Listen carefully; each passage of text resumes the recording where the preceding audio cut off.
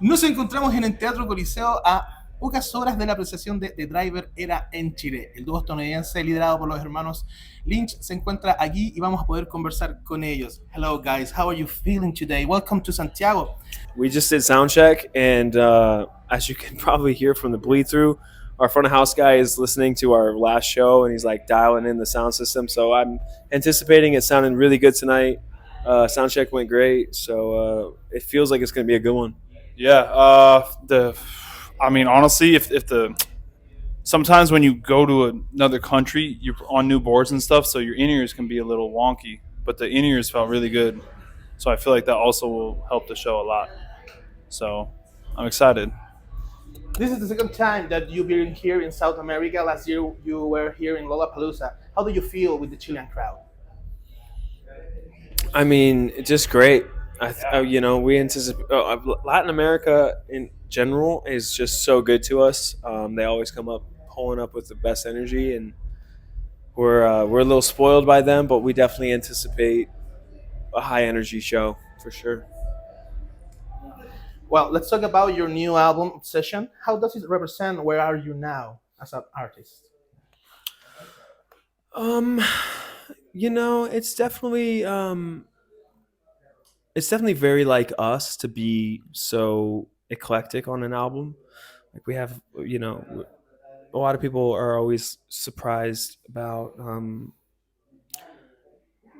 the range of tones and genres that we have. But yeah, it feels good. It feels like probably the best record we've made as the Driver era. It feels like an honest expression of like who we are and where we're at as young men in this world, and I'm definitely proud of it. I'm ready to write more. Yeah, it feels like the. It feels like the. I mean, it is. It's kind of the end of this like segment of our lives. It's the end of our 20s. And we made a lot of the records for this band in this one specific house. We had a studio in the garage, and then we ended up moving it to like another room. But we were there for like 6 years. And the last song, there's a deluxe version of Obsession coming out in the middle of May. And the last song that we finished at that house, like the last like export, like the day before we ended up moving everything out, is that song. So yeah, it really is like it's kind of wrapping up a large chapter in our lives. And so it's special to us for sure. That's great. Over Again is for sure going to be an anthem for us.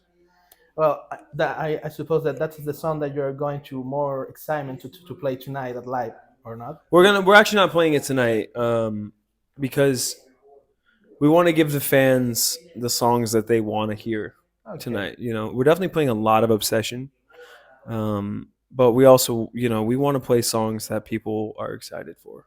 The album feels very personal. Was Mm. there a particular moment or history that shaped its direction? Um,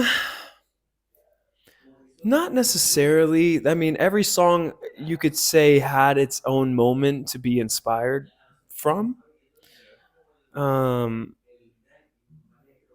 but I mean, I guess it's just like this album is a collection of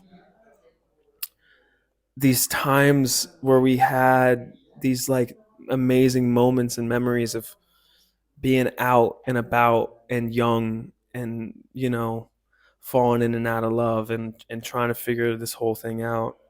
And just like I definitely have a lot of wonderful memories that attributed to the songs, and then I also have wonderful memories of making these songs. um, and I think it reflects in the album. I think you can hear it, like how much joy we were experiencing whilst making it. That's cool. Well, you worked with Morgan Taylor Reid on this record. How was the experience of co-producing with him? We did a few songs with Morgan. We've worked with him in the past. He's proven to be a fun collaborator to work with. We've definitely made some good songs with him. Um, it's just we just like to find magic, however and whatever it takes. So yeah, it's definitely fun to work with Morgan. It's fun to work in our old house that we used to work in.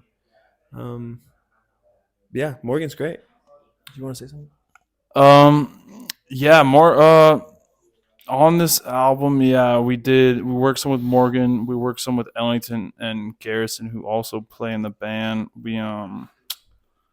I mean, fucking our other brother Ryland has like a little writing credit on a couple songs. So yeah, a lot of times wherever it kind of, we're not like if we're like again at this house, like we get there one late night, we're just like cooking a track, and someone's like, "Oh, like this sounded kind of tight," and we're like, "Wait, that is kind of tight." We throw it in, you know what I mean? So, uh, yeah, it's kind of like Ross just said. We're just kind of always trying to find some magic in the studio, whoever studio it is. We like Morgan a lot. We've worked with him in the past on a couple different tracks. Yeah, we'll probably work with him more. Like that's like yeah. We got another little studio we're building in L.A. So we'll probably do a bunch there. Like you know, whatever's fun, whatever can create that magic that lasts a lifetime. We're down. Okay. When you're writing new material, do you think and how about how it's going to sound live, or you make the two process separate?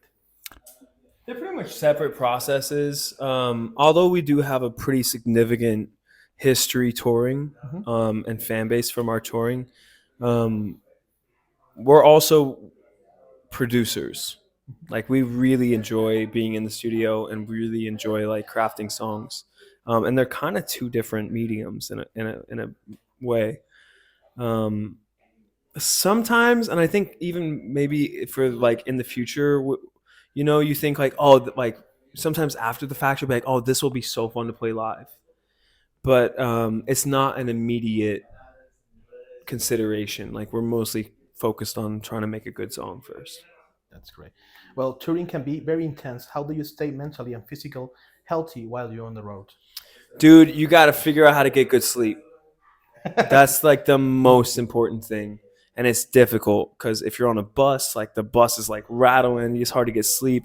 If you're out partying, it's hard to get sleep. If you're on a flight every other day, it's hard to get sleep. So, really trying to figure out, like, it really just changes the whole experience if you can figure out how to get good sleep.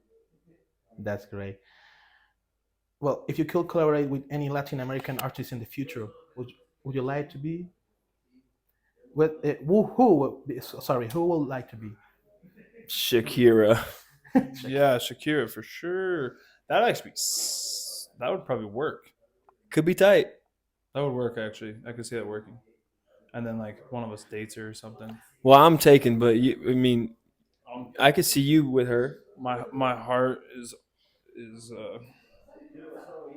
I have no words actually. He's speechless.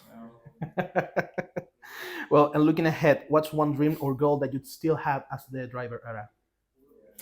I think we have yet to really have like a massive banging hit, and I think we have some really good songs. Um, and I think we've done this independent band thing for like 7 years now, and we've proven to be, you know, like successful. Like we've been running this for like independently for a while. But we'll see what happens in the future. There's definitely talks of like potentially partnering with a label and like really swinging for the fences. Because that's kind of the last thing that we have yet to achieve, because we've toured the world, we've played all these venues, and like we have these great fan base and all that. But it's like if we have like a hit essentially, then it's kind of game over. That's true. Well, before we finish, any special message to all your beautiful fans that go outside waiting for you? We saw you guys outside for a minute. We felt your energy, and we're excited for tonight. It should be amazing. Looking forward to it. Yeah, honestly, thanks for always supporting us. Like we we always remember that. So yeah, it goes a long way. We because you do that, that's why we keep coming back for sure. So oh yeah, we love you. Much love. Los amos mucho.